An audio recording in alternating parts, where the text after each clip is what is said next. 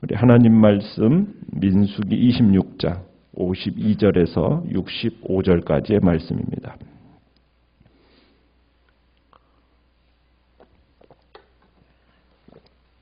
민수기 26장 52절에서 65절까지 교독하겠습니다. 여호와께서 모세에게 말씀하여 이르시되 수가 많은 자에게는 기업을 많이 줄 것이요 수가 적은 자에게는 기업을 적게 줄 것이니 그들이 계수된 수대로 각기 기업을 주되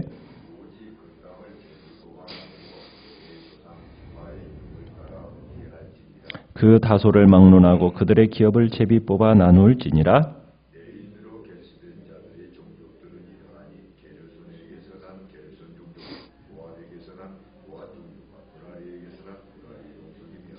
레위 종족들은 이러하니 림니 종족과 헤브론 종족과 말리 종족과 무시 종족과 고라 종족이라. 고앗은 아브람을 낳았으며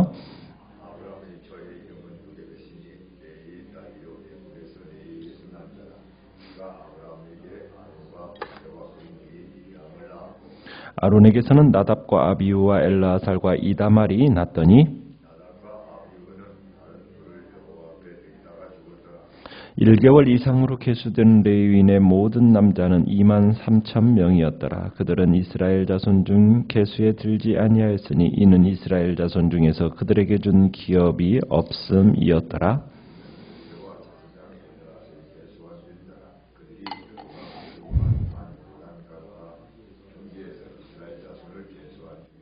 모세와 제사장 아론이 시내 광야에서 계수한 이스라엘 자손은 한 사람도 들지 못하였으니 이는 여호와께서 그들에게 대하여 말씀하시기를 그들이 반드시 광야에서 죽으리라 하셨습니다.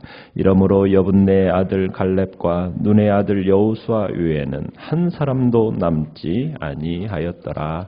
아멘. 오늘 말씀의 제목은 주신 것에 감사하는 인생이라는 제목으로 말씀을 나눕니다. 시내 광야에서 첫 번째 인구조사를 했을 때의 목적은 광야 행군의 효율성과 군대 조직의 편성을 위한 기초 작업으로 첫 번째 인구조사가 이루어졌습니다. 이제 모압 평지에서의 이 두 번째 인구조사의 목적은 가나안 정복을 위한 군대 조직의 재정비라는 목적과 함께 또 장차 정복할 이 가나안 땅 분배를 위한 기초적인 자료를 만드는데 이 목적이 있습니다. 두 번째 인구조사가 끝난 후에 52절, 53절에 보시면은 하나님이 모세에게 무엇을 명령하고 계십니까? 이 명수대로 땅을 나누어줘서 기업을 삼게 하라고 명령을 하시죠. 그러면서 이 12지파에게 어떤 기준, 어떤 방법으로 기업을 분배하도록 하시는가? 53절, 54절을 보시면은 수가 많은 자, 그러니까 많은 지파, 사람이 많은 지파, 사람이 많은 집안에게는 큰 땅을 주고 숫자가 적은 지파와 숫자가 적은 집안에게는 작은 땅을 주라는 겁니다. 그런데 그 방법은 어떤 방법으로 지금 얘기하고 있습니까? 55절, 56절에 보면 제비 뽑기라는 방법을 통해서 각 지파가 차지할 땅의 위치를 정하라고 지금 하고 계십니다. 왜 하나님은 각 지파의 인구수에 따라서 땅의 크기를 나누고 또 하나님께서 왜 제비 뽑기라는 방법으로 이 지역을 정하도록 하셨을까? 이 땅 분배 문제는 12지파가 서로 욕심내고 더 넓은 땅을 차지하고자 다투고 또 사분 오열할 수 있는 어떻게 보면 민감한 사안이었기 때문에 하나님께서 이렇게 어떤 기준, 어떤 방법을 지금 정하고 계시는 거예요. 그래서 하나님은 그분의 놀라운 지혜로 이제 원망과 시비가 없지 평균케 하려는 그런 방법을 하나님은 내세우신 것입니다. 그러면 어떻게 제비를 뽑아야만 각 지파별로 땅을 정해주는 동시에 큰 지파에게는 큰 땅을 주고 작은 지파에게는 작은 땅을 줄 수 있을까? 가장 가능성이 많아 보이는 설명은 먼저 제비를 뽑아서 각 지파별로 차지할 땅을 딱 정해 주는 겁니다. 그 다음에 각 지파에게 주어진 땅을 여러 조각으로 나누어 가지고 그 지파에 속한 각 집안 사람들의 수를 고려해서 큰 집안에게는 큰 땅을 주고 작은 집안에게는 작은 땅을 주는 방법. 이런 방법이 이제 어떻게 보면 가장 가능성이 많아 보이는 설명입니다. 자, 이렇게 제비 뽑기와 또 인구수에 따라서 이렇게 땅을 주는 원리를 이렇게 병행하면은 세 가지 장점이 있는데, 첫 번째는 이스라엘 땅은 모두가 하나님의 소유라는 것을 확인하게 되는 거죠. 그리고 둘째로 제비 뽑기로 각 지파에게 할당된 땅은 하나님이 그 지파에게 선물로 주신 것이다 라는 것을 확인하게 되는 겁니다. 그리고 세 번째로 지파에게 할당된 이 땅의 범위 내에서 집안의 크기에 따라서 분배된 땅의 크기가 비례하면은 시기와 불만을 방지할 수가 있는 거죠. 그래서 하나님께서는 지금 제비 뽑기, 인구수에 따라 땅을 주는 원리를 병행하도록 하나님은 지금 하고 계시는 겁니다. 자, 근데 지금 이스라엘 백성들이 지금 가나안 땅에 들어갔습니까? 들어가기 전입니까? 아직 들어가지도 않았는데도 불구하고 벌써 하나님은 이스라엘 백성에게 땅을 어떻게 분배할지 지시하고 계세요.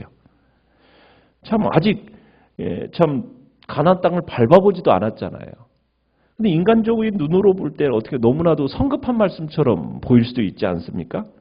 아직 밟지도 못한 땅을, 정복도 아직 이루어지지 않은 땅을 자기들끼리 그냥 분배하고 있어요. 어떻게 보면은 참 미래의 일을 미리 분배하고 있는 것은 어떻게 보면은 인간적으로 볼 때는 성급해 보여요.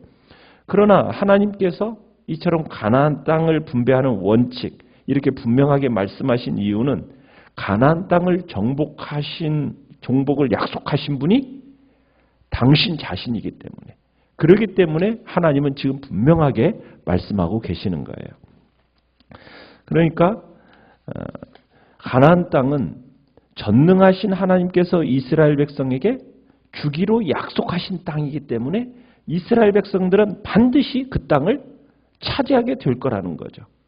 그러니까 이제 남은 것은 이스라엘 백성이 그냥 그 땅을 어떻게 분배받고 그 분배받은 땅에서 어떻게 살아가느냐, 이 문제만 남은 거라는 거죠. 전능하신 하나님께서 주시기로 약속하신 것, 그건 이미 얻은 거나 마찬가지라는 얘기예요. 왜냐하면 전능하신 하나님께서 이루지 못하실 약속이란 있을 수가 없기 때문에. 마찬가지로 예수 그리스도를 믿는 우리에게 천국은 앞으로 얻을 것이 아니라 이미 얻은 거라는 거죠. 그래서 우리는 이 땅의 백성이 아니라 하늘에 속한 하늘의 백성이라는 사실을 우리는 기억해야 됩니다. 그러니까 우리는 이 땅에 속한 사람들이 아니라는 거. 우리 어떻게 보면은 이 땅에 속한 사람들 사이에 섞여 살고는 있지만은 우리의 소유는 천국을 소유한 자들이라는 거. 우리는 그 천국을 소유한 자로서 이 천국 백성다운 삶을 이 땅에서 살아가야 된다는 얘기입니다. 이 땅에 속한 자처럼 이 땅에 썩어질 것에 소망을 두지 말고 하나님의 나라에서 우리에게 주어질 영원한 상급을 바라보면서 이 땅에서 천국의 삶을 준비하며 살아가는 것. 이것이 우리들이 살아갈 삶이다.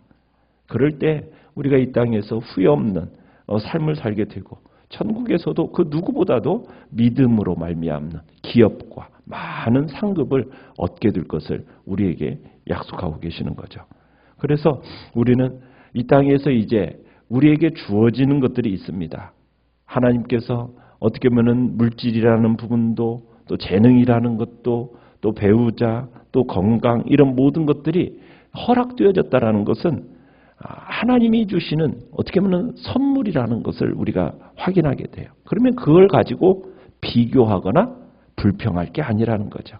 언제나 내게 주어진 것을 최선의 것으로 여기고 정말 하나님의 판단과 섭리에 따라서 내게 주어진 것이라는 것을 기억한다면 우리가 이 땅에서 불만할 필요가 없이 또 누구 것이 좋다, 누구 것이 나쁘다 이런 거 비교할 것이 없이 하나님은 공평하신 분이고 우리에게 각자에 맞게 하나님이 주신 것을 생각할 때 감사함으로 우리가 살게 된다라는 겁니다.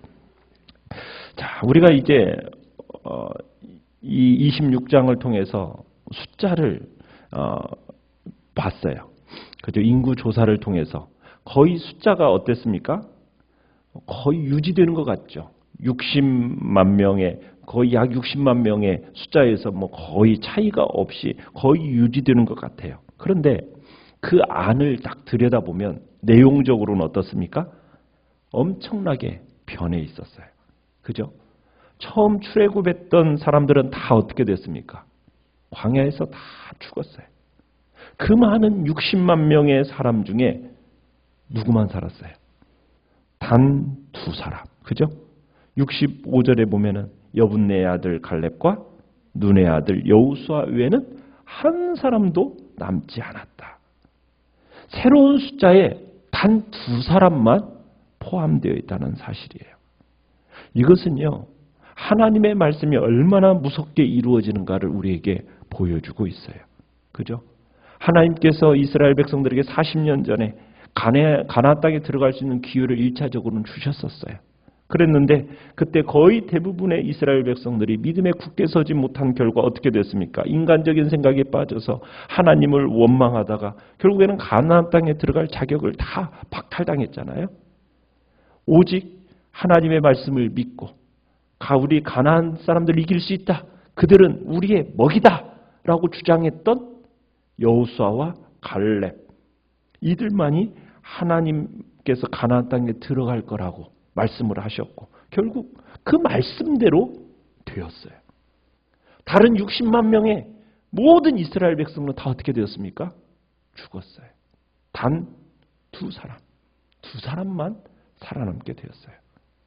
처음 백성을 계수던 60만 명의 그 전사들, 그 중에 단 2사람 여호수아와 갈렙, 이 2사람만 살아남았다는 걸 생각해 볼 때 참 슬픈 일이죠. 그렇지 않습니까? 나머지는 다 어떻게 됐어요? 모두 흙에 묻혀 썩어버렸어요. 사막 아래 장사되었어요. 모두 죽어버렸다고요. 신앙을 지킨 2사람, 하나님을 향한 신실한 믿음을 가졌던 2사람, 그 2사람만 신앙의 보상을 받게 됐다는 겁니다. 오늘 우리도 마찬가지입니다. 많은 말씀을 듣고요. 또 많은 것을 우리가 말하기도 하고 우리가 공언하기도 합니다. 그러나 진정한 영적인 능력의 정도는 하나님의 말씀에 내가 얼마나 믿음으로 화합했는가, 이게 중요하다라는 거예요. 어려움을 극복하는 능력, 또 세상을 이기는 능력, 승리하는 능력, 하나님이 우리에게 주신 것을 소유할 수 있는 능력, 이 모든 능력의 정도는 내가 하나님의 말씀에 얼마나 믿음으로 화합하느냐가, 그 화합하는 정도가 말해준다는 얘기입니다. 그러니까 하나님의 말씀은 영원한 하늘에서 확정된 거잖아요. 그 말씀이 믿음에 의해서 우리의 마음에 확정되어지면 그 하늘과 하늘에 속한 모든 것이 우리를 연결하는 거룩한 연관이 된다는 겁니다.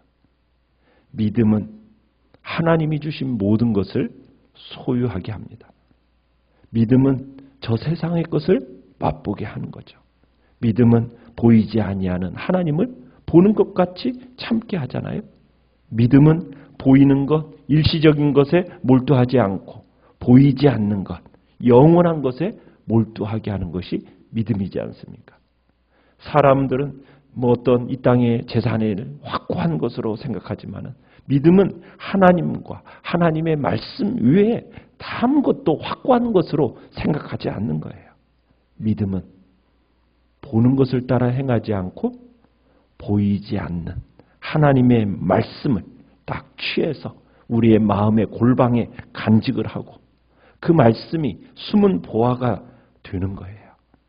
그래서 이 보화라고 불릴 수 있는 유일한 것은 무엇이다? 하나님의 약속, 하나님의 말씀.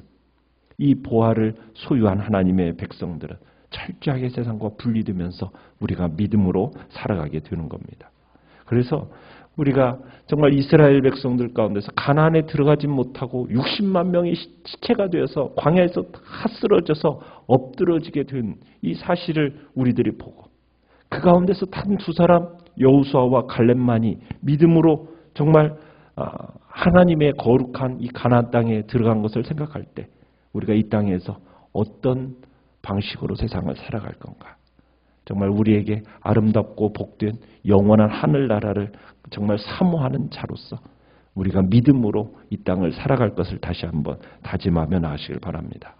정말 이 땅이 때로는 광야처럼 때로는 거칠고 험하다 할지라도 우리는 원망이나 불평을 해서는 안 되고 오직 하나님의 뜻이 반드시 이루어질 것이라는 확신 속에서 정말 약속과 또 하나님을 향한 믿음으로 오늘도 당당하고 담대하게 이 복된 길을 걸어가시길 바랍니다. 정말 하나님의 약속, 이 언약을 의지하면서 하나님의 약속을 따라 주님의 나라와 의를 위해 힘쓰는 복된 자리에 우리 귀한 성도님들이 있기를 간절히 축원합니다.